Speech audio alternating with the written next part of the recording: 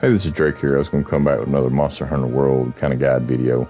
I had seen some other YouTubers that were still playing World and having a little bit of trouble with Raging Bracky and some of the in-game monsters. So I just kind of thought I'd put together a build that would kind of make those fights easier. It'll universally work for any.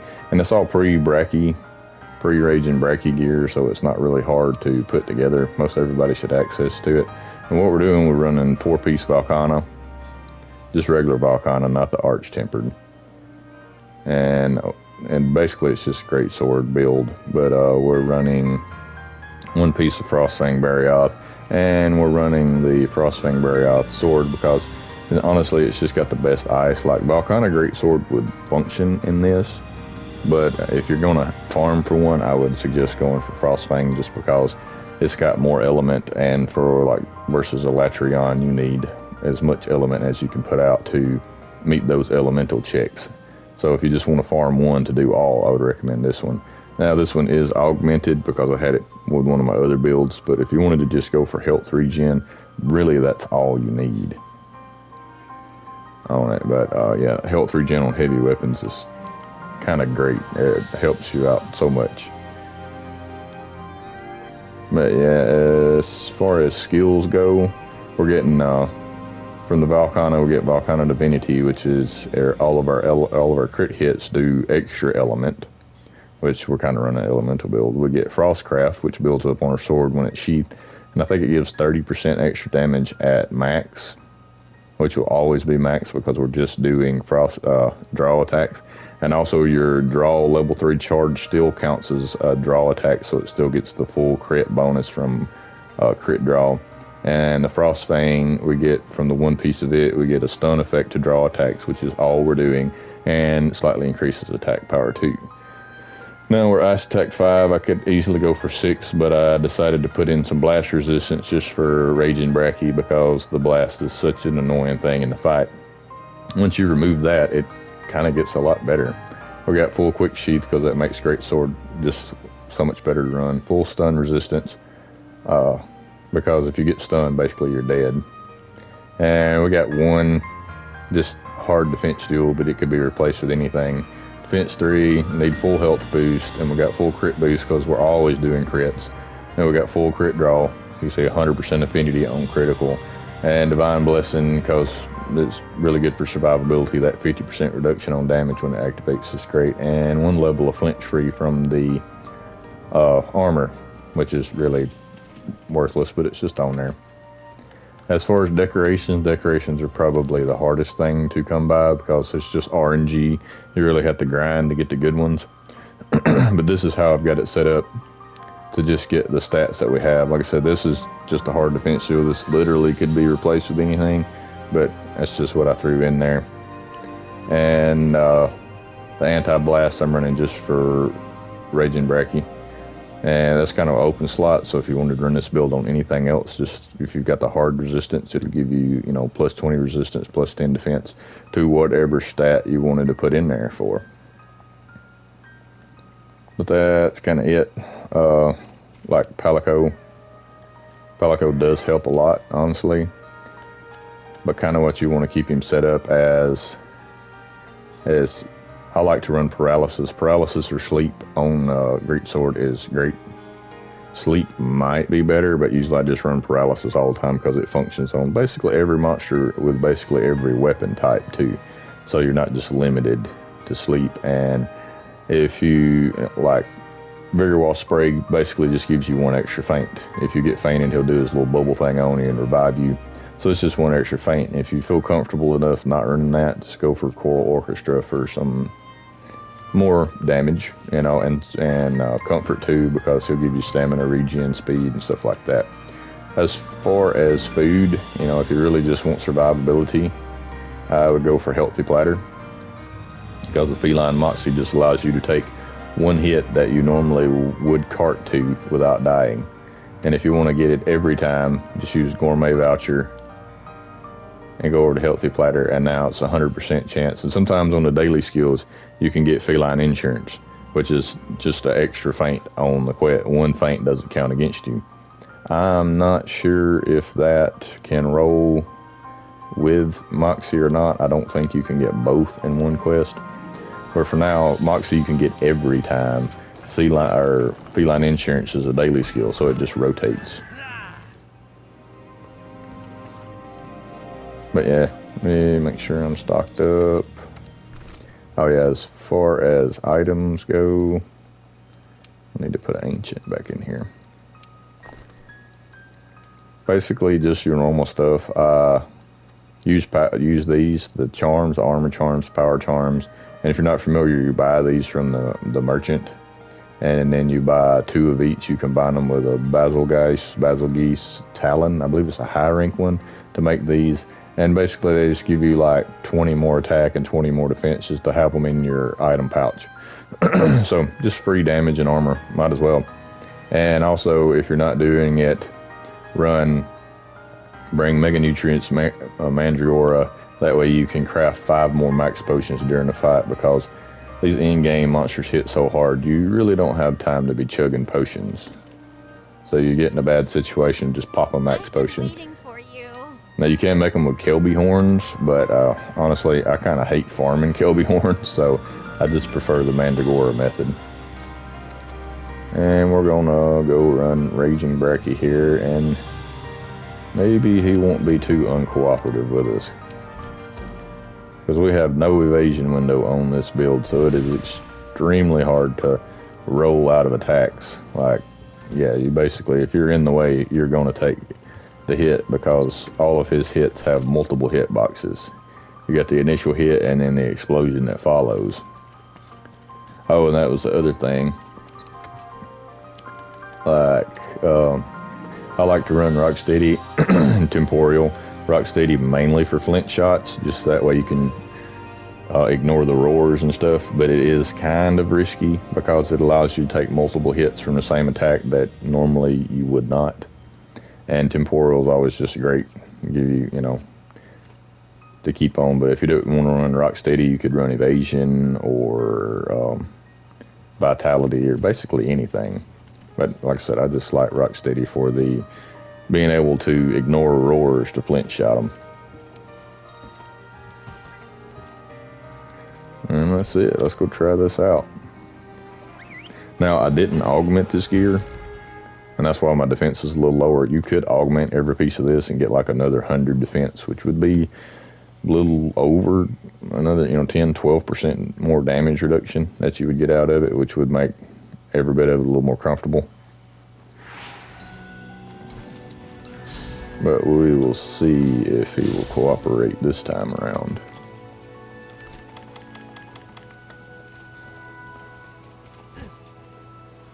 If you didn't know, he always starts out right here. Raging Bracky is one of the few monsters that always starts in the exact same place. He always goes to the same places. Now you can, he's not going to walk forward, is he? He might make that.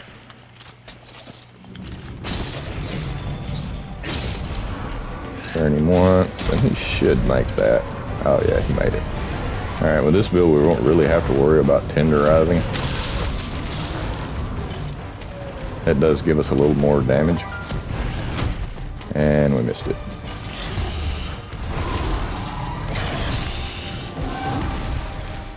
And this is where Rocksteady will get dangerous. But if you're not familiar with like Crit Draw Great Sword, you roll to cancel the slow pickup animation. And that's just how you play it. Kind of a boring play style, but for the like super hyperactive in-game monsters, it's actually very effective because they don't give you just a huge amount of time to get damage off.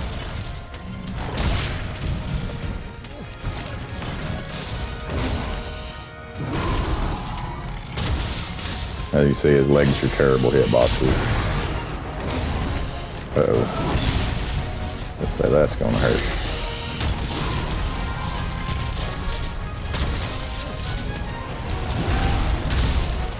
Man, he's in a bad place. And you have to watch it in the arms. Let's swap over to our Temporal. Have we got any ammo here? Yeah. He's flinchable again. Or still. if he would get close to the wall.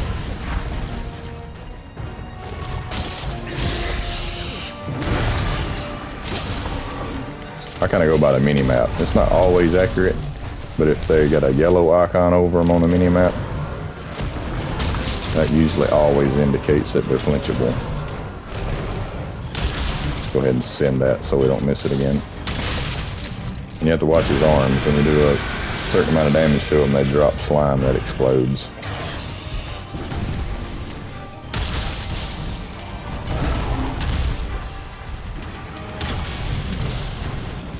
And on the stagger, good time to soften, and it also extends the stagger if you'll clutch claw to it while he's in the stagger animation.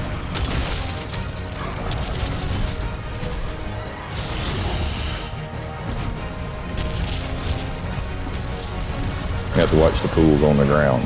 When they turn red, they explode. Oh, totally missed that. He's just so tall. Don't do that. I wish the radio wasn't quite so... Oh, there's a nice paralysis.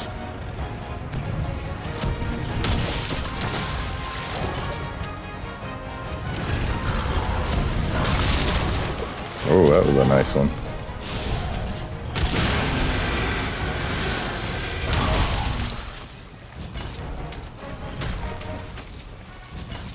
Well, that area went real good. Now, not always. Like, any of these in-game monsters have the potential to end your run in just a couple of bad encounters.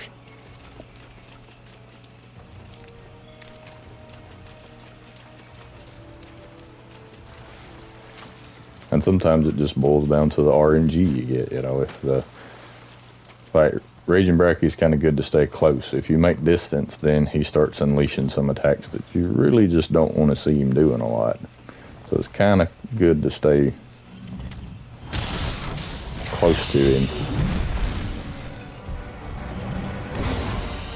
A lot of his big jumping attacks are kind of devastating at range. That you want to kind of wait till he recoils back down.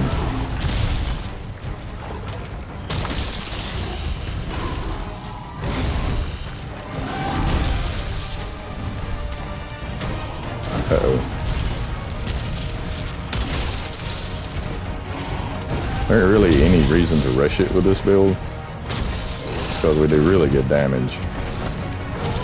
And yeah, one hit like that could possibly end my day.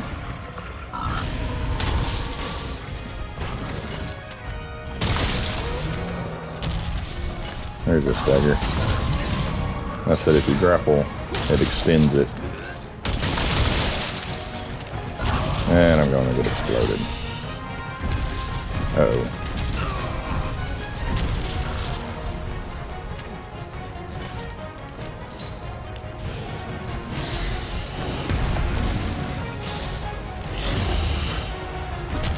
That's it. Max potions.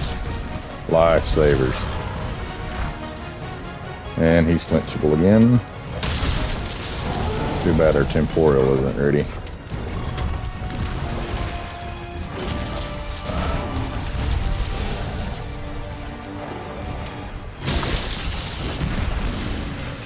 Oh man, his legs stopped me.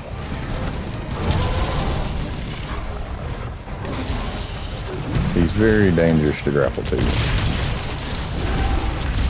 Kind of usually best to wait for him to flinch, if possible. Oh.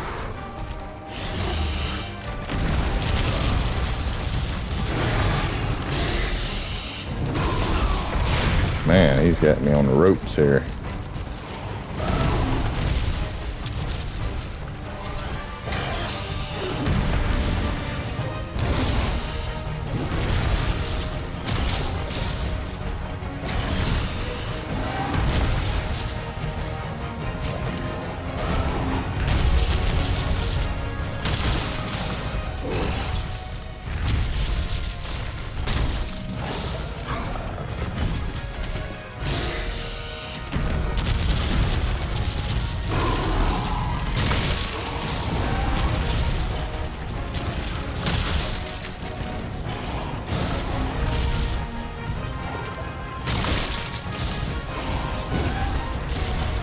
Only good thing about hitting his arms and his head, like after that slime falls off, he doesn't put slime down with every attack. Oh, there we go.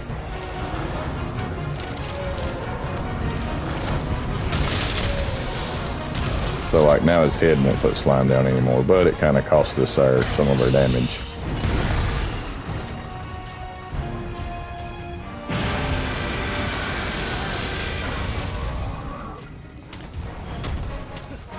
Missed it.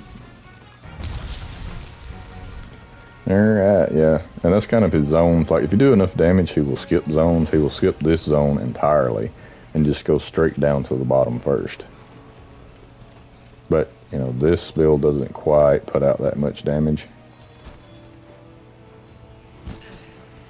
But he left that area pretty quickly. Like if we hadn't got blasted back. Make sure to get our cold drink on. If we hadn't got blasted off of when he was down, he probably would have left even faster.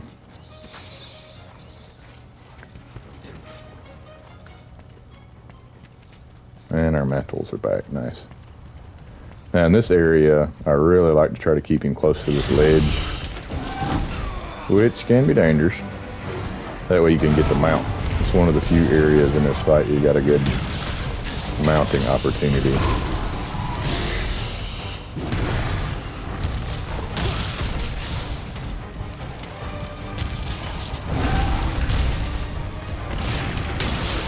There we go.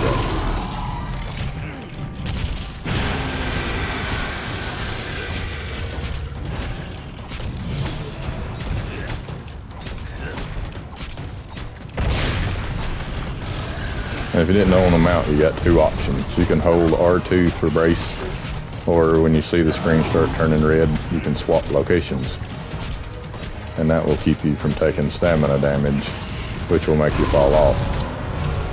And that is unlucky. What he did is he met his knockdown threshold before I got to do my final attack. Oh, he blocked me.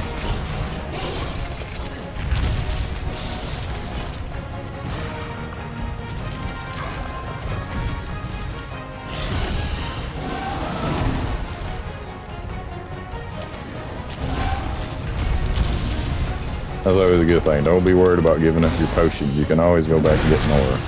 If you see an attack coming and you're drinking a potion, roll out of it. Sacrifice the potion instead of yourself.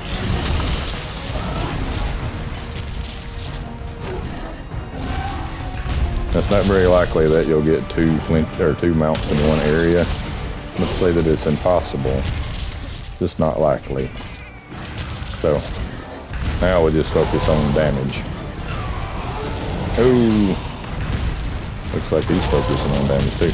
And another trick, like if you see multiple attacks coming, don't move your controller. Let your character lay there. You've got a really big invulnerability window when you're on the ground. And there's a good stagger. So we'll tenderize something.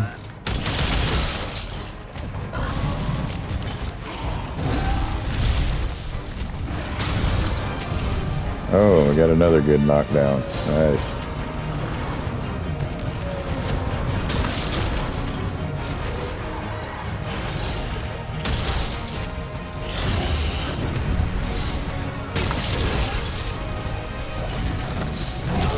Oh, walked right into that.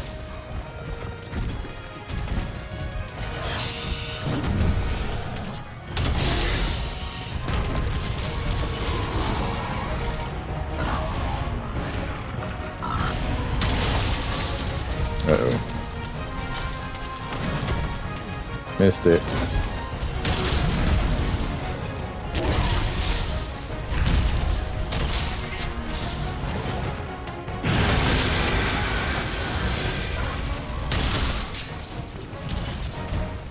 And now he's going final phase. It's really good, not always possible that when he goes into final phase you have your mantle, at least one of your mantles up and ready. Let's see if our ancient potion will give us anything. No, we're already at max. Just used to having more stamina. There we go. Alright, if he's not enraged and you do have the rock steady, you can throw it on right here and get a flint shot off on him right off the bat. But if he's in his little roaring animation thing, yeah, you can't get it off then. So better just to wait for him to finish his animation. Now we can flint shot him. It doesn't faint us first. And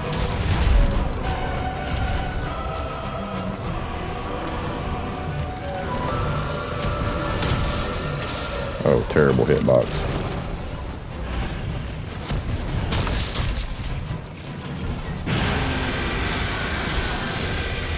Shit.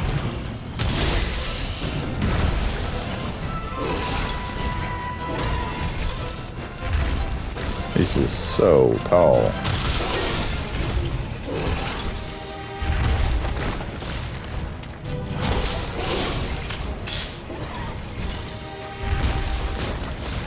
Otherwise, then here, the slime on the ground doesn't explode until he does his final roar, or does another roar. Like he'll do that one, put more down, and then he'll do another one that detonates all the previous slime. The detonating one hits really hard, so you kind of don't want to be in it if you can help it. Like here it goes right here. Yeah, you kind of don't want to be in that one. It still did damage to me.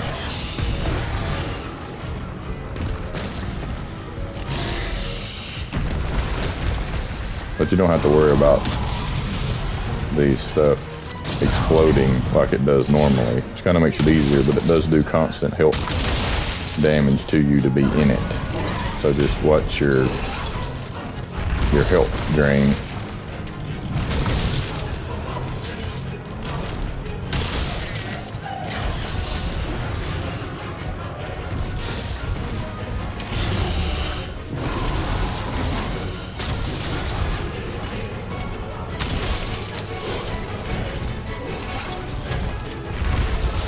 Missed it. Oh, I didn't put it up.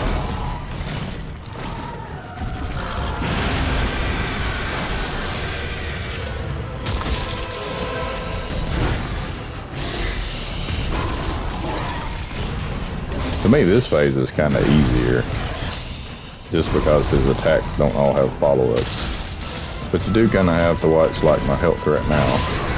Like, temporal will save me, but if I'd have been in that without temporal, that would have probably been a feint.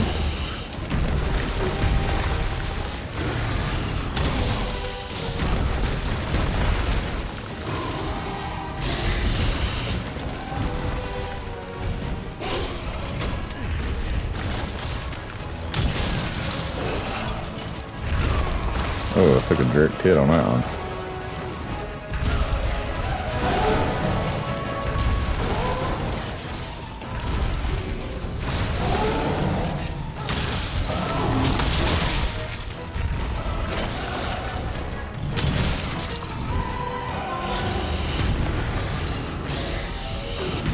You can possibly get another mount right here.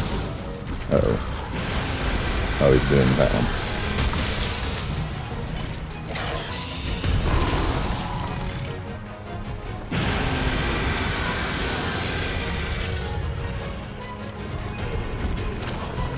But usually I don't worry about it.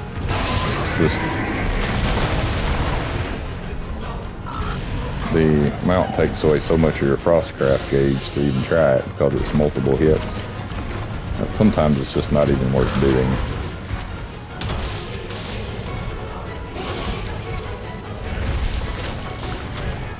It should be really, really close.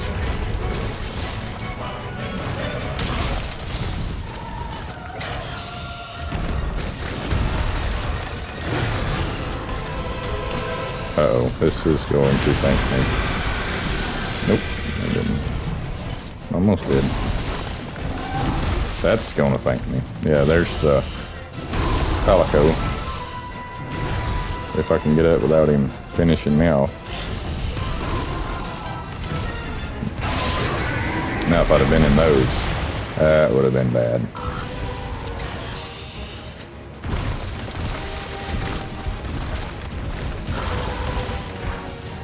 He's got to be like just a couple of shots from death.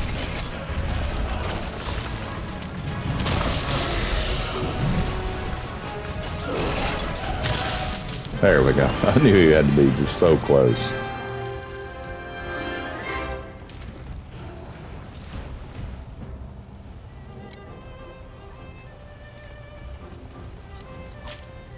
But yeah, that's my Raging Bracky slash, you know, Furious Rajang, regular Rajang, or Alatreon, however you want to say his name. Like, this build will work well for all, because they're all like super weak to ice, and just because it's a great sword with crit draw on it, you can get 100% crit and 100% crit bonus, or full crit bonus on every hit, which is very hard to do even on end game builds. So this build is just, to me, it's super comfy. You don't have to be super aggressive, and if you took the time to augment it, you would be even more survivable. So I'm not saying it's the best end game build, but just what I came up with for making this fight easier. And like, you know, if you, and look there, we got a Pallium and a reactor from, nice. But yeah, if you want to farm Raging Bracky for his rare materials like what I just got, this build would be great. I mean, you could consistently farm it. You might faint out every now and again, but you know, it happens sometimes. And like, if you want to make Fatalis gear, you're going to have to farm Alatreon until you get his mantle, because it's required for his gear. I think one of Raging Bracky's mantle is required for its gear. I'm pretty sure you have to get a Furious Rajang heart to make its gear. So yeah, like, this build would be really good for farming up your in-game set and just helping you get to that in-game content. That's it. I'll try to keep the video. I know it's running on pretty long, but it can be a longer fight. But that's it. If you liked the video, give it a thumbs up. If you want to see more, drop a sub. If you have any questions, leave it in the comments. And like I said, maybe somebody can just get some use out of this and help them get to in-game content a little easier. And not say Great Sword is any better than any other weapon. It just functions extremely well with crit draw and allows you to get 100% affinity without having to run a single affinity skill on your armor at all, which is pre-Fatalis awesome. But like I said, that's it. Thanks for watching. Later.